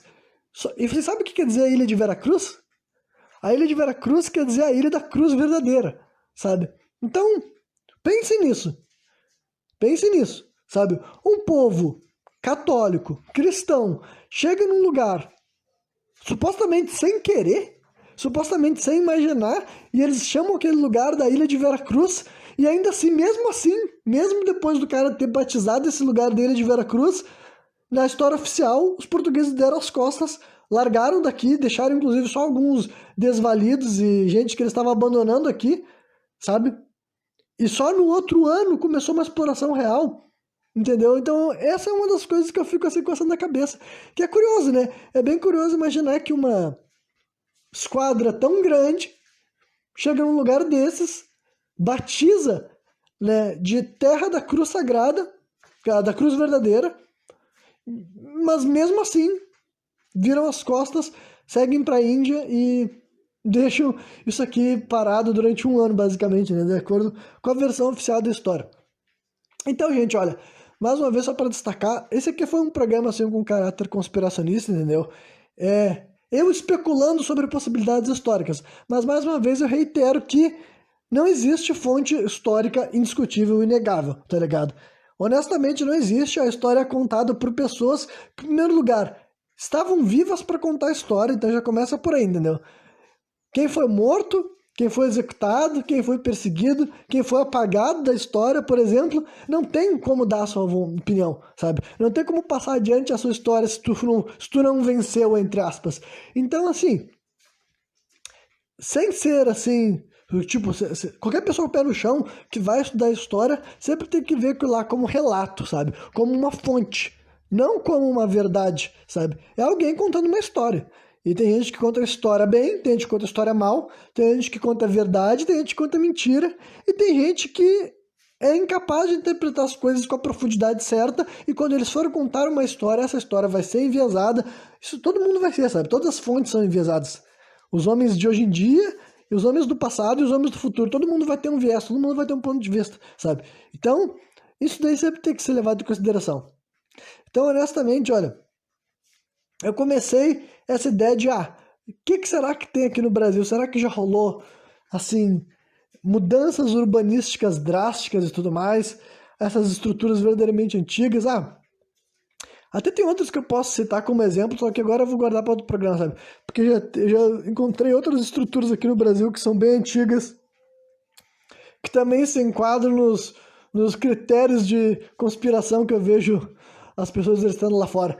Encontrei essa história do Morro do Castelo que eu achei muito curioso, sabe? Realmente muito bizarro imaginar que até 100 anos atrás existiam fortalezas medievais, castelos e uma série de estruturas no centro do Rio de Janeiro e, né, por pouco tempo a gente não pôde ver essas coisas e tudo mais. E foi tudo levado abaixo, e isso daí se encaixa todo com aquela exposição de centenário, sabe? Teoricamente, o Morro do Castelo e a exposição coexistiram ao mesmo tempo, que é bem... Tipo, coexistiram, não, imagina que o morro acabou de ser derrubado alguns meses antes do início da exposição, mas ainda assim, cara, olha, considerando as fotos que tu vê do processo de derrubada do morro, e as fotos que tu vê depois que o morro já foi derrubado, sabe? E depois que tu vê como que é a exposição pronta, realmente é muito difícil, dentro da versão da história que nos é contada, entender como isso se compreende. Eu realmente gostaria que tivesse mais informações acerca da pré, sabe? Da pré-exposição, sabe? Quanto tempo levou, como que rolou esse projeto e tudo mais, né? E sem contar toda essa história de que diz que o Brasil estava em estado de sítio diminui muito a chance de eu ter essas informações, tá ligado? Se o governo brasileiro estava funcionando de uma maneira ditatorial, arbitrária, inclusive matando quem ele bem entendesse durante esse período aí, é evidente que só vai chegar aos nossos ouvidos as informações que o governo quer que a gente saiba, e todo o resto vai ficar simplesmente à margem da especulação. Mas pelo que eu vejo, as pessoas sequer especulam, sabe? As pessoas sequer... Tipo, aqui no Brasil, realmente eu não vi fontes falando aquela informação de que eu falei pra vocês, que eram obras com material vagabundo que depois iam desaparecer. Simplesmente falo que foi um evento muito bonito, durou quase 8 meses e deu, sabe? Ninguém fica intrigado com como que aconteceu, quem é que ergueu, quem é que construiu, e, enfim, qual realmente a finalidade, quantas pessoas realmente circularam, quem eram as pessoas que, enfim, que participaram, sabe? É um evento retratado de uma maneira gigante, mas ao mesmo tempo com uma carência enorme de informações mais exatas sobre o que aconteceu ali, sabe? Então eu digo pra vocês, é conspiração sim, mas essa aqui é uma daquelas conspirações que eu acredito que tem justificativa pra ficar intrigado, sabe? Realmente acho que eu não tô levantando perguntas que não merecem uma resposta ou que não podem ser respondidas de uma maneira que deixa as coisas, né, mais claras e menos assim tão... O que exatamente está sendo mostrado naquelas imagens, sabe? Quem que fez, como que foi feito, por que que não mostra fazendo? E por que que destruíram tudo depois, ou quase tudo, sabe? 90% da exposição foi pro saco. Enfim, é o tipo de coisa, né, que eu achei intrigante. E concluí também com essa história toda do descobrimento do Brasil, que, olha, quando eu fui a fazer essa investigação de todas as razões de por trás, de como que chegou assim, o que que levou, né, os portugueses a vir especificamente para o Brasil. E eu vi que até o dia de hoje, a versão da história de que foi por acaso, só que tem essa história de ter sido a maior esquadra já montada para navegar ao redor do mundo. E ainda por cima, de ter um financiamento de uma elite descendente do Império Romano, que na verdade então nem seriam os próprios portugueses.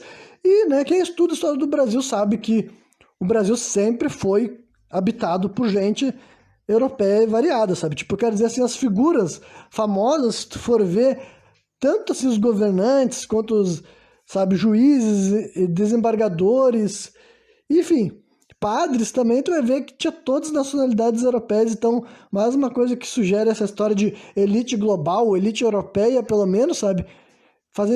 E que não é simplesmente assim, o Brasil era colônia de Portugal e nada mais, não tinha nenhum outro país, tipo, aproveitando junto, sabe? Se tem gente de tudo quanto é lugar, porra, já começa até a própria história, assim, Dom Pedro I era nascido em Portugal, mas viveu aqui no Brasil.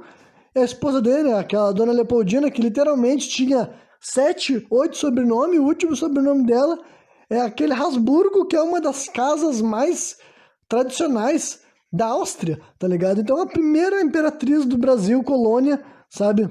Do Brasil, colônia independente de Portugal, digamos assim, é uma mulher com 7 sobrenomes diferentes e é uma representante do reino austríaco, inclusive filha de um cara que na época era o rei do Sacro Império Germânico e tudo mais, sabe? Isso lá em 1800 ainda existia esse título, que é um título que recentemente eles tiraram de cena, porque também acharam que, sei lá, acho que imaginaram que não caía bem chamar alguém de rei, imperador do, sabe, do Império Sacro Germânico da porra toda, sabe? Mas enfim, isso eu já posso dizer pra vocês que não tem nada de conspiracionista, sabe? Hoje em dia, uma das principais razões para eu ter aversão ao termo nacionalismo, além de tudo aquilo que eu sempre já falei, é que eu tô cada vez mais convicto que esse novo sistema que a gente tá organizado, chamado de nações, que é isso que a gente tá hoje em dia, sabe? Recentemente, inclusive. É um momento recente da história que os países foram separados dessa forma de nações e tudo mais, com bandeirinhas e etc. Isso daí pra mim é mais uma tática de manipulação para deixar mais confuso e as pessoas simplesmente acreditarem naquela ideia de que o mundo é governado, tipo assim, cada país pensa no seu. Tipo, não é assim que funciona, sabe? O mundo é governado por uma elite que tá intrinsecamente ligada por gerações e por cargos que foram sendo cedidos assim historicamente, sabe? Não é um negócio que pode ou será destruído através assim de uma soberania nacional independente, sabe? Um único país vai desmembrar isso, entendeu? Vem tudo desse negócio, dessas raízes, dessas origens dessas nações, desses países, inclusive o nosso, tá ligado? Que não tão assim, né? Como eu falei, olha só, tá, eu falei Dom Pedro I, falei a Dona Leopoldina e os pais do Dom Pedro I, sabe? O Dom João, o rei português, já era casado também com a Carlota Joaquina, que era de uma linhagem espanhola, sabe? E daí, volta para aquele negócio que eu falei também, que essa expedição rumo ao Brasil, que não era para o Brasil, era para a Índia. Opa, deu uma paulada aqui numa mesa minha. Era para a Índia, foi financiada por gente assim, financiadores anônimos, sabe? De Gênova e Florença. Como assim? Que gente no mundo era rica o suficiente, sabe? Essas pessoas anônimas também. Eu vou até dar um exemplo assim sobre aquelas supostas empresas de exploração do colonialismo que foi feito, que é a Companhia das Índias Orientais e Companhia das Índias Ocidentais, tá ligado? Para começar, só esse nome daí também já é para complicar. Tem esses dois nomes, Companhia das Índias Orientais e Companhia das Índias Ocidentais. É a mesma coisa, quer dizer que são empresas colonizadoras de multiétnica, multinacional, mas vindo de gente da Europa, como por exemplo ingleses, holandeses, e as Índias Ocidentais, basicamente eram as Américas, América Latina, América do Sul, América do Norte, todas as Américas, sabe? esse pessoal veio para o Brasil e também foi para os Estados Unidos, sabe? E provavelmente passou por todos os outros lugares no meio. Tinha representantes dessa companhia das Índias Ocidentais em toda a América. E as Índias Orientais era a Índia mesmo também, e outras regiões da África e da Ásia que também tiveram ação desse grupo daí e tal. Esse grupo também é outra maneira de esconder de várias pessoas essa coisa que eu tô falando que era um oligopólio de um super grupo monárquico que tinha em toda a Europa, tá ligado? Essas duas empresas, que na verdade não eram duas empresas, era apenas uma, tinham um capital maior do que todos os países do mundo. E da onde que vinha esse dinheiro, historicamente falando, a informação que tu encontra, esse dinheiro era doado, era gente, entendeu? Gente rica que tem ações, digamos assim. Mas quem era essa gente rica, caralho? Não tem nada que diga que essa gente rica que dava esse dinheiro já não eram os próprios reis, os próprios imperadores, os próprios desembargadores, enfim.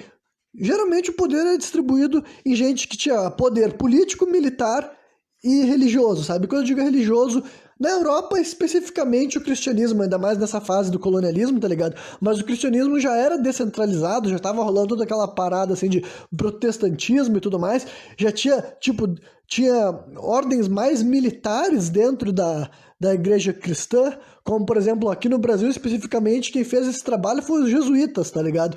Quem realmente foi responsável para catequização, quando eu digo catequização é forçada, não que não possa ter tido um caso de um frade que conseguiu ser uma pessoa tocada por Deus e falou alguma coisa que foi interpretada pelos indígenas ou, né, que muitos deles estavam escravizados também, mas a maioria os avanços que os jesuítas fizeram era porque eles eram uma ordem praticamente de cunho militar, sabe? A catequização deles acontecia na marra, na força, sabe? E esses jesuítas passaram por todo o Brasil, assim, de Salvador a Rio Grande do Sul aqui, sabe? Todos os estados eles foram a força mais importante para levar o nome de Cristo pelo Brasil durante os 2 primeiros séculos, tá ligado? Que era a época que era mais ainda habitada por povos indígenas, porque eles ainda não tinham sido começados a ser extintos como eles foram ao longo desses 200 primeiros anos desse processo de colonização, tá ligado?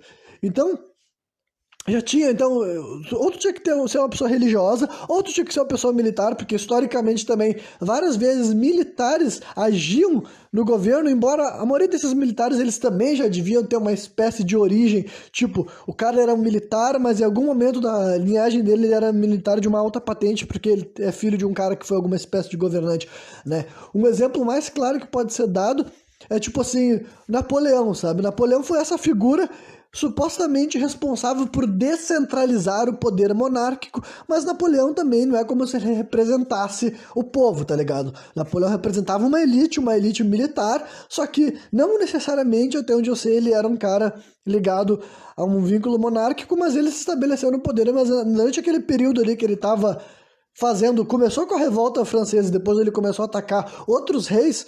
Isso é outra coisa que corrobora com a ideia de que, tipo, essa ação que Napoleão estava fazendo, porque provavelmente ele sabia muito bem que todo esse poder centralizado, que as pessoas falavam de estados dependentes ou donatários individuais, tá ligado? Na verdade era simplesmente esse poder que era representado pelos brasões de armas, que era representado por essas linhagens sem fim, tá ligado? Que se tu for puxando, tu vai cada vez mais encontrar reinos e linhagens e povos que as pessoas dizem que não existem mais, ou que desapareceram, que perderam o poder, que perderam influência, mas se tu for ver, na verdade, eles só foram mudando, sabe, da forma que eles se apresentavam, a forma que eles se mostravam e tudo mais.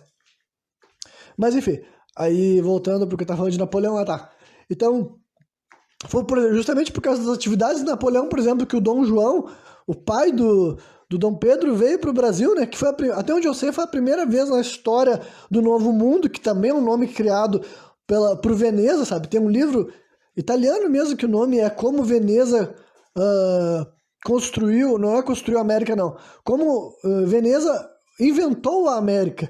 Porque várias das coisas que as pessoas se acostumaram a achar, acreditar e pensar a respeito da América veio exatamente de pensadores italianos, especificamente, vindo da região de Veneza, dessas cidades autônomas que estavam supostamente sempre em guerra, e supostamente eles eram mais ricos do que todos os reis individuais dos países, tá ligado? Enfim. Então, mas voltando. Aí, então, Napoleão, agindo do jeito que ele estava agindo lá na Europa, levou o Dom João a vir para a América, o que, como eu disse, nenhum rei espanhol pisou nas colônias espanhóis e tudo mais, nenhum rei inglês pisou nos Estados Unidos, só que o Dom João veio para o Brasil justamente porque essa história sendo...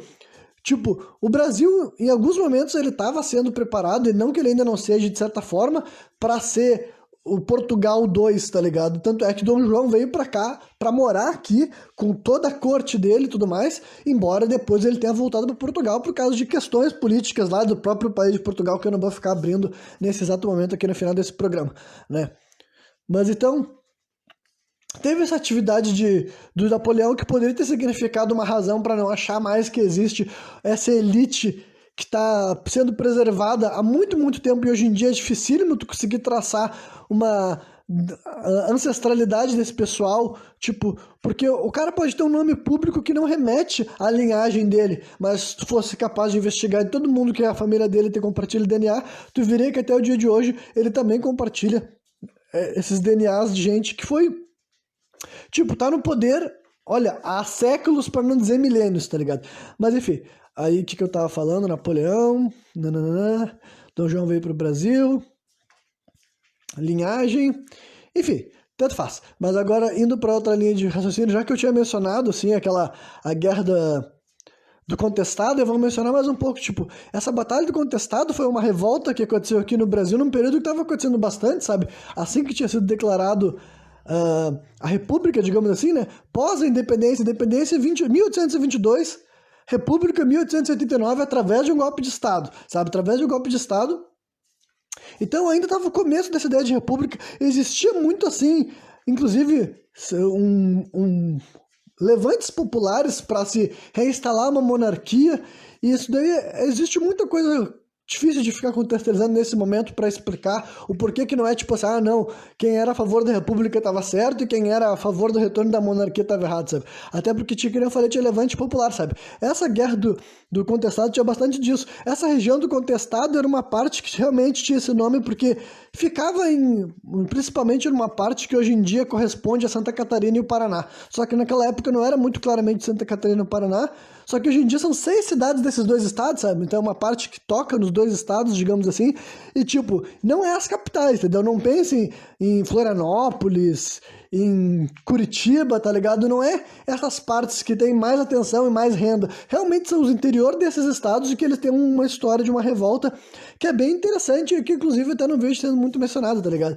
Mas enfim, durou cerca de 4 anos um confronto ali que rolou por causa de uma questão toda assim de, tipo, tem um cara chamado Percival Farquhar. Na verdade, o nome dele seria Percival Farquhar, sabe? Porque ele é um gringo. Ele é um norte-americano, né? Inclusive, não tem nem...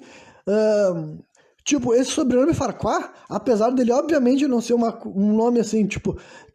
não dá pra dizer que ele é atípico, porque existe muitas pessoas chamadas com esse sobrenome Farquhar nos Estados Unidos, sabe? Milhares de pessoas com esse sobrenome de Farquhar. Só que ele não tem sequer, assim, uma origem histórica, sabe? Não tem muita explicação de onde que ele surgiu, esse sobrenome. E um cara com esse sobrenome que ninguém sabe muito bem por que ele existe em tanta abundância nos Estados Unidos e em menor escala em outros países de idioma falado que falam norte-americano, falam inglês no caso, né? Que é o Canadá, por exemplo. Tem bastante Farquhar também. E um cara com esse nome, ele era um bilionário lá na época, sabe? Lá em 1910, por exemplo, que ele estava num projeto realmente envolvido de vir pro Brasil, construindo empresas no Brasil e tudo mais. Ele era um cara que estava... Enfim, é evidente que esse cara, mesmo ele sendo chamado de iniciativa privada, é evidente que ele estava já envolvido na política brasileira também, tá ligado? Por causa dos projetos gigantescos que ele estava fazendo, inclusive alguns para criar ferrovias e tudo mais, sabe? Brasil Railroad, sabe? High Railroad, sabe? Uns nomes assim, se você pesquisar esse nome desse cara, vocês vão ver tudo que ele teve envolvido, sabe? E ele era bem na época que ele estava fazendo essa ferrovia ali nessa região do Paraná, que ele tinha contratado 80 mil pessoas para fazer o trabalho. A maioria dessas pessoas negras, sabe? Negras, pardas, indígenas, né? E misturas dessas etnias. Por quê? Porque aquela coisa que as pessoas falam, mas não dizem que depois que aboliram a escravidão, as pessoas negras tinham dificuldade para conseguir trabalho. Tipo assim, o negro não tinha dificuldade para conseguir trabalho, ele tinha dificuldade para ser tratado como ser humano, entendeu? Para receber um salário digno. Inclusive, para botar em trabalho braçal era muito comum que...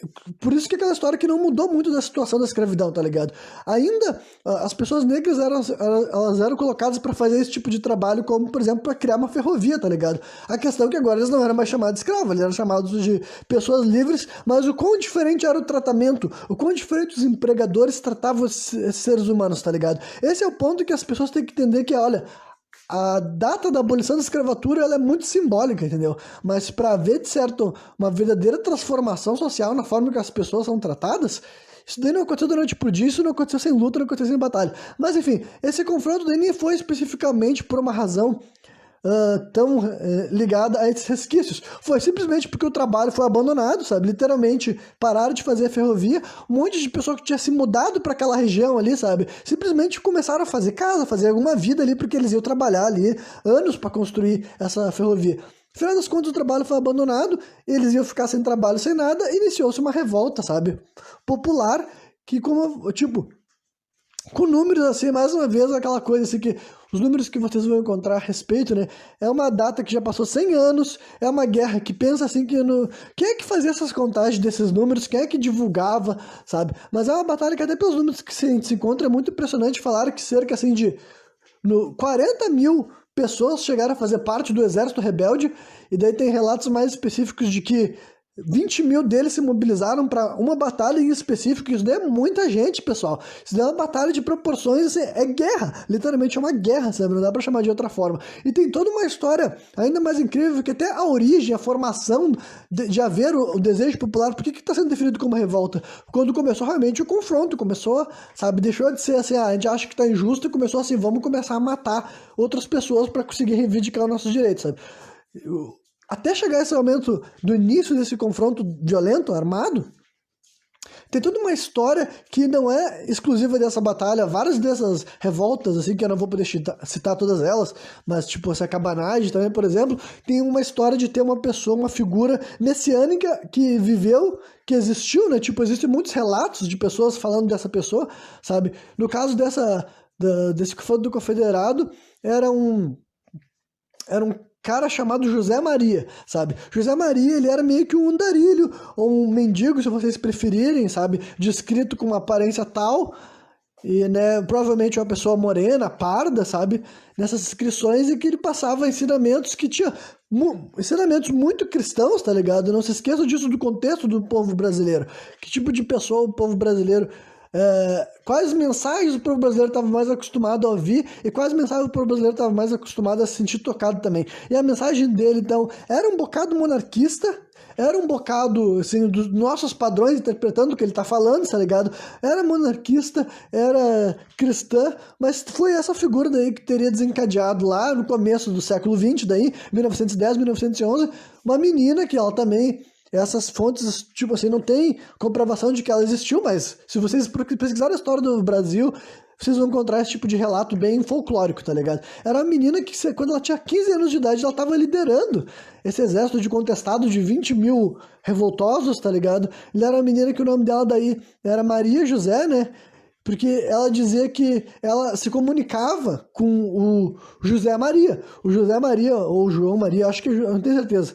Agora, se é José Maria ou João Maria, posso estar confundindo o nome, sabe? Mas ela se comunicava com esse médium que tinha morrido já, provavelmente, sabe? Ele viveu no século XIX, começo do século XX ele já estava morto. E ela se comunicava com ele, e ela realmente se tornou uma líder, sabe? E com relatos bem, assim, dizendo que ela lutava num cavalo branco, com flores no cabelo e no fuzil dela, porque ela já andava com fuzil também. Inclusive tem até uma história dela ser, assim, uma espécie, assim, de Joana d'Arc do sertão. E o sertão, sim, eu sei que eu tô falando do Paraná e Santa Catarina, mas é uma região do contestado, gente. Não é a parte que vocês podem estar imaginando hoje em dia, sabe? É Brasil 1910 no meio do mato. É isso onde esse pessoal tava. E ela foi chamada, assim, de Joana d'Arc do sertão também, sabe? E essa figura, assim, sabe? Uma menina de 15 anos com flores do cabelo, um cavalo branco lutando numa guerra, sabe? Essa é essa história dessa batalha do contestado. E foi assim, durou durante anos, tá ligado? Estima-se que deve ter morrido entre 10 a 20 mil pessoas, baseado, como eu falei, olha, não sei quais as fontes os historiadores podem checar para tentar vir com esse número específico, sabe? Mas de 10 a 20 mil pessoas podem ter morrido nesse confronto. Tipo, o exército brasileiro foi a primeira vez que ele estava utilizando aviões numa guerra, não para lançar mísseis nem nada, mas os aviões eles usavam para fazer reconhecimento aéreo e enxergar as tropas dos revoltantes, assim, sabe, dos revoltosos se movimentando e tudo mais. Então foi a primeira vez que o Brasil tinha utilizado esse tipo de coisa, sabe? Enfim, então, né? Eu nem sei porque eu tava falando agora disso também, mas é que eu já tinha mencionado ela mais cedo e eu pensei, eu vou falar um pouco mais. Até posso terminar falando também sobre a revolta da Chibata um pouco mais, já que eu mencionei ela, né? Porque a revolta da Chibata tem todo assim um caráter mais étnico. Porque daí eu acho que posso ligar todo esse papo conspiratório para dizer por que é importante a gente questionar nossas fontes históricas e também pensar em quanto de coisa diferente pode ter acontecido e a gente não ter sequer como saber quem fez, por que fez e o que exatamente aconteceu, né? Enfim, isso daí soa conspiratório, mas voltando para a história real, factual, sabe? A revolta da Chibata teve um cara, um líder que ele também recebeu um título de almirante negro, tipo, título informal, sabe? Não pelo Estado brasileiro, mas né, o nome dele é João Cândido Felisberto, sabe? Ele é um cara que ele teve carreira militar mesmo, ele nasceu em 1880, no caso, 8 anos antes da abolição da escravatura. Ele era filho de escravos libertos e ele ingressou na vida da marinha muito cedo. Se eu lembro, com 15 anos ele já estava se tornando um grumete, né? Que eram os rapazes mais jovens que participavam desse tipo de função militar, que na época, se não me engano, não sei se já chamava marinha ou armada ainda, acho que se chamava marinha. Né? Enfim, ele ingressou nessa vida muito cedo e ele se tornou, tipo, ele protagonizou a revolta da Chibata em 1910, se não me engano, né? Que isso foi uns 2 anos antes do início da revolta do contestado, para vocês verem como o Brasil estava num período muito, assim, conflitante, sabe? Revoltas regionais estavam acontecendo por razões diversas, né? E daí, esse João Cândido, ele já era um marinheiro, assim, há mais ou menos uns 15 anos, né? Desde a época que ele era um grumete e tudo mais. Ele era reconhecido como um cara muito competente, principalmente, assim, no timoeiro e tudo mais. E tinha toda aquela questão, assim, específica também do Brasil, que era resquício da época da escravidão também, é que a distribuição era, tipo assim, quase todo mundo da embarcação era pessoas negras, tirando os caras de maior patente, tá ligado? Então era comum um homem branco ser um líder de uma tripulação, sei lá, de 30 homens negros, tá ligado? Então essa era uma coisa que acontecia por causa desse passado histórico que nunca foi encarado, sabe? Não adianta tu simplesmente falar que aboliu a escravidão e tu não reestruturar a sociedade para que ela deixe de ser racista, sabe? Então tinha essa estrutura daí e inclusive tinha um castigo totalmente remanescente do período da escravidão que envolvia os marinheiros levar chibatadas, tá ligado? Se o cara fazia alguma coisa que era digno de punição, a punição que o Brasil ainda aplicava em 1910, mesmo sendo inconstitucional, sabe? Desde 1889, quando deram o golpe militar lá, acho que é o Deodoro da Fonseca, se não me engano, que foi o primeiro presidente do Brasil através de uma ditadura assim, ele pegou e foi colocado que era contra a lei. Só que em 1910 ainda, mais de 20 anos depois, ainda era comum, entre aspas, sabe, mesmo não devendo ser o tipo de punição com chibata. Só que o comum era entre 25 a 30 chibatadas, isso era o comum, né? O cara ficava com as mãos presas levando chibatada, então obviamente remanescente do período da escravidão. Só que daí um cara foi condenado a levar 250 chibatadas, sabe? Levar 250 chibatadas e no meio dessa situação toda aconteceu uma revolta em que o cara que tinha comandado essa punição foi morto pelos seus marinheiros, né? Um monte de homens negros mataram o cara de maneira violenta, né? Provavelmente, não precisa ser um gênio para deduzir isso, e eles tomaram conta do navio que eles estavam sendo tripulação, né?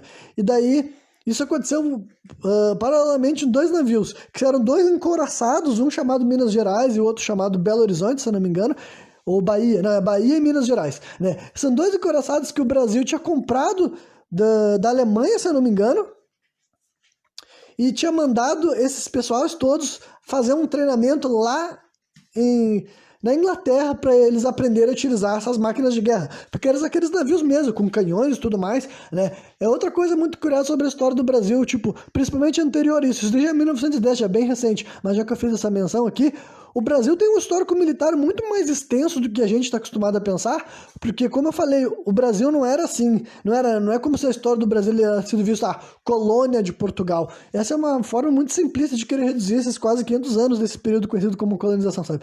Teve uma época que o Brasil fazia parte da tal de União Ibérica, que daí era quando Portugal tinha sido meio que assimilado pela Espanha, só que daí em vez de se chamarem assim, teve esse nome União Ibérica, porque era um eufemismo, tá ligado? Era uma maneira dos portugueses não perderem a autoridade diante das próprias populações que se sentiam colônia deles, já, sabe?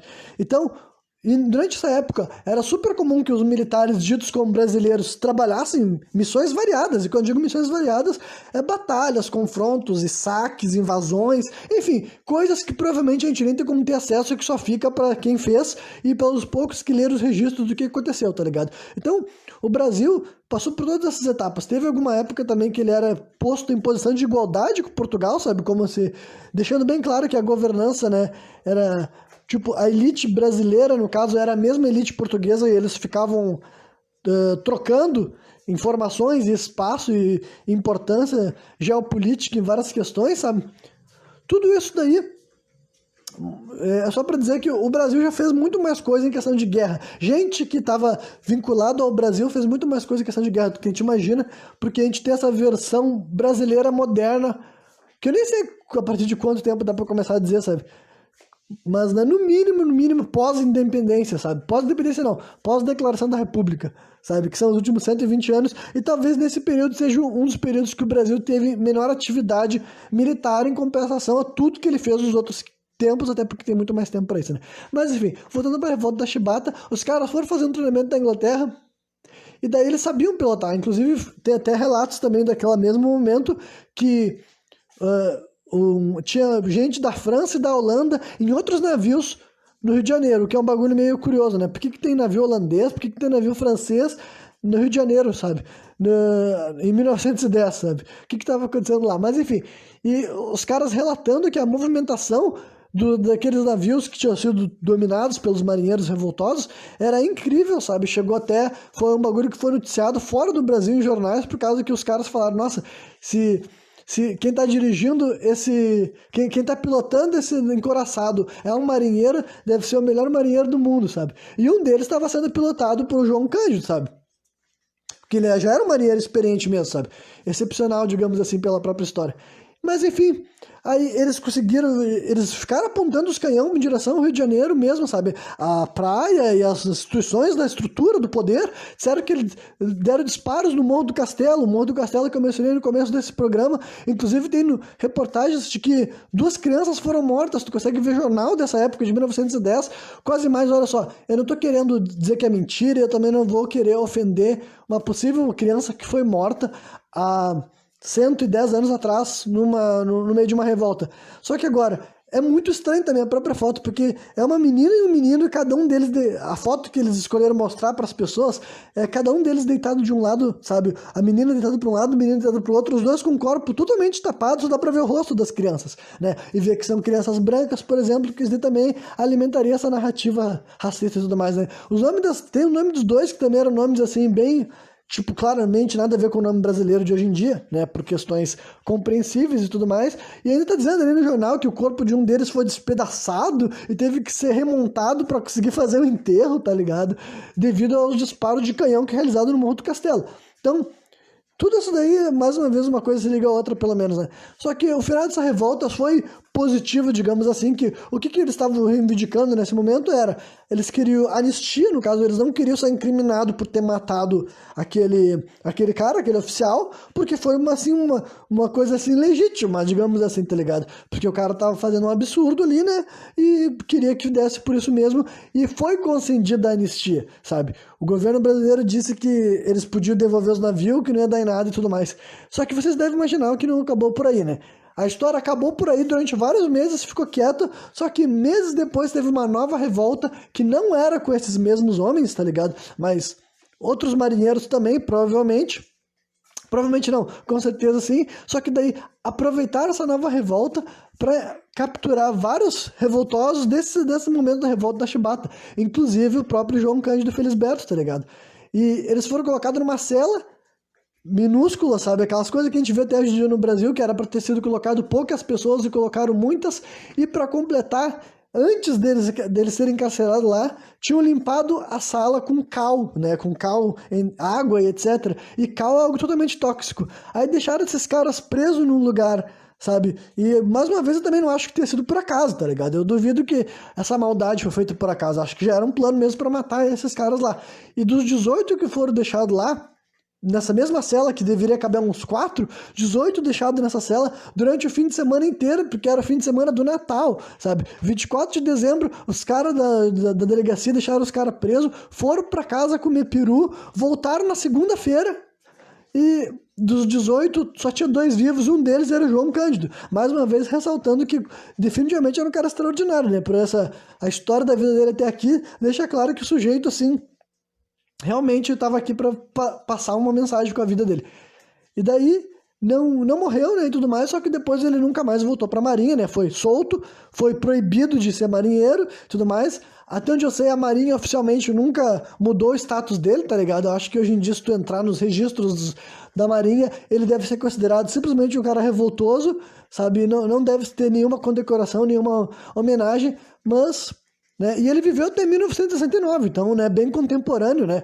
Mais antigo do que eu e a maioria do que vocês aqui não eram nascidos, imagino, mas, né, 1969, só que ele viveu daí como uma pessoa humilde, pescador e tudo mais, vendendo peixe ali nas praias do Rio de Janeiro, sabe? Então, esse daí é uma história real, assim, uma coisa que também aconteceu no Brasil um pouco antes desse período ali que eu falei do centenário da independência, em 1922. Enfim, aí eu sei que eu misturei algumas informações históricas com algumas questões conspiratórias, mas não adianta, né? Na verdade, até acho que tinha mais algumas coisas que eu podia comentar. Enfim, eu vou só comentar, já que eu já estava falando sobre várias coisas que tem a ver com a história, não necessariamente são conspiratórias, mas, né, só para concluir esse programa eu vou mencionar a coisa referente ao corpo e o coração do Dom Pedro, porque eu achei isso muito bizarro, tá ligado? Não sei se vocês sabem, mas no Sesc Centenário da Independência, né, no caso 1972, comemorando 150 anos da independência do Brasil, trouxeram o corpo, né? Na verdade não era mais o corpo, mas os restos mortais de Dom Pedro I trouxeram para o Brasil, porque dizem que isso daí era um pedido que ele fez em vida. Então eu já vou deixar bem claro que para mim, eu sou uma pessoa espiritualizada, uma pessoa ligada em várias questões além da matéria, eu vou dizer para vocês que isso já soa para mim totalmente ritualístico do ponto de vista mesmo assim, bruxaria, tá ligado? E quando eu digo bruxaria, eu não tô falando pro bem ou pro mal, estou falando uma ação prática em conhecimento da matéria e como que ela pode ser utilizada. Porque o cara disse em vida, o Dom Pedro I disse em vida que ele queria que o corpo dele ficasse no Brasil e o coração dele fosse enviado para Portugal. Não, e daí, para as pessoas menos assim espiritualizadas, pode ser só uma simbologia, não tem nada de mais simples. Tudo bem, é uma visão de mundo, eu respeito vocês terem essa daí. Só que para mim, quando eu ouvi essas coisas, eu fiquei assim, não. Tem algo muito estranho nessa jogada. Então, daí, o corpo dele tinha ficado em Portugal até 1972. Em 72, mandaram o corpo do cara pra cá. E teve toda uma cerimônia, sabe? O cara desfilou pelo Brasil inteiro, gente. Tipo, literalmente, ele fez um trajeto inteiro. Ele desceu primeiro eu não sei se ele desceu primeiro na Bahia ou no Rio de Janeiro. Só que ele deu uma volta, subiu depois para um lado, desceu pelo outro. Literalmente fizeram o corpo, um caixão, transportando os restos mortais do cara, passar por vários lados do Brasil, e com cerimônias, e com gente batendo palma, e com gente vendo aquele festival. E sim, eu entendo todo o caráter político disso. Eu entendo uma mensagem até não só conservadora, mas pró-monarquia e tudo mais. Eu entendo tudo isso. Eu levo isso tudo a sério também. Só que eu ainda acho que tem muito uma cara de um ritual, tá ligado? Pra mim, eu penso assim, mano, fizeram um ritual com o corpo do velho, que agora não é mais velho, agora é um morto, tá ligado? Fizeram um ritual com o morto do velho, sabe? Tenho certeza absoluta que o caminho definido por ele passar e tudo mais, e toda uma cerimônia que foi realizada, pra mim, além dela ser algo político, e para gerar influência, também tem um lado simbólico, espiritual, sim, tá ligado? E daí, para completar, o que é algo que eu já tava pensando assim, meu Deus do céu, que estranho, esse ano, em 2022, trouxeram o coração do cara pro Brasil. Aí, literalmente, o coração do cara ainda existe dentro de uma jarra. O coração de Dom Pedro I ainda existe dentro de uma jarra. E esse coração sempre esteve em Portugal. E como eu falei, o cara, quando ele estava vivo ainda, ele disse: meu corpo no Brasil, meu coração em Portugal. Só que agora, em 2022, meio que sem muito. Tipo, não é uma notícia que vocês não encontram. Se vocês pesquisarem, vocês vão achar. Só que não fizeram uma festa pro coração, sabe? O coração, lá, lá, lá. Então, tipo assim, olha. Agora o coração de Dom Pedro I tá aqui e o corpo dele também, que tinha vindo lá na década de 70. Agora, esse daí, 50 anos depois, trouxeram o coração meio que contra a vontade do defunto. Então, pra mim também, isso daí é bruxaria com o coração do cara, cara. Usando, e eu não sei pra que tipo de coisa tu usa o coração de um ex-rei morto, sabe? Eu não sei se isso é bom, se isso é ruim, mas eu com certeza quando eu vi essas coisas, algo coçou dentro de mim, porque assim, olha, não me parece algo totalmente insignificante e nem simplesmente político, sabe? Ah, vou trazer o coração de Dom Pedro I para o Brasil, porque isso vai fazer reacender um sentimento de monarquia na nação, até porque não teve um festival, não teve nada, foi só fizeram, sabe? Enfim, então é isso aí, tá ligado? Esse programa aí eu acabei englobando várias questões diferentes. Tentei deixar claro o que é conspiração e o que é história real, mas também, né, destaquei que a história real, ela é assim, ela é um recorte, são informações que muitas delas, em primeiro lugar, pode ser mentiras deliberadas, e em segundo lugar, elas podem não ser mentiras, mas ser meias verdades. Ou porque o cara deixou de ocultar o outro lado, que faria com que a narrativa dele perdesse parte do impacto e ele não quer isso, ou porque ele simplesmente não tem uma visão que engloba o outro lado, que engloba a outra visão, a outra experiência, a outra perspectiva de mundo, sabe? E daí ele descreve só da maneira que ele enxerga, da maneira que ele compreende. Então, assim, ó, eu vou dizer para vocês que, influenciado por esses conspiracionistas gringos e me perguntando sobre a história do próprio Brasil, eu acho sim que tem várias coisas nesse nosso país que, se tu for ver a história, a narrativa oficial, e depois pensar como que aquilo lá pode ter acontecido mesmo, sim, eu acho que tem muita brecha para especulação. Eu tentei abordar algumas daquelas que eu achei mais interessantes aqui nesse programa, sabe? Como esse centenário da independência e também toda essa questão lá do estado de sítio que o Brasil tava. E o que eu falei depois da Segunda Idade? Ah, tá, a própria questão do descobrimento do Brasil, tá ligado? De descobrimento do Brasil até hoje ser dito como uma ocasionalidade, como algo que ninguém esperava acontecer, mas ainda assim tem, tipo assim, essa história do Brasil ser chamado de terra de Veracruz, sabe? Isso que eu nem me aprofundo toda a questão dos mapas, quem sabe até eu abro o próximo programa falando sobre os mapas também, porque isso aqui é para ser um encerramento e eu vou me ater a terminar por aqui. Quem me viu até o final, espero que tenha curtido. E qualquer dia eu tô de volta novamente, trazendo mais um programa sem contexto.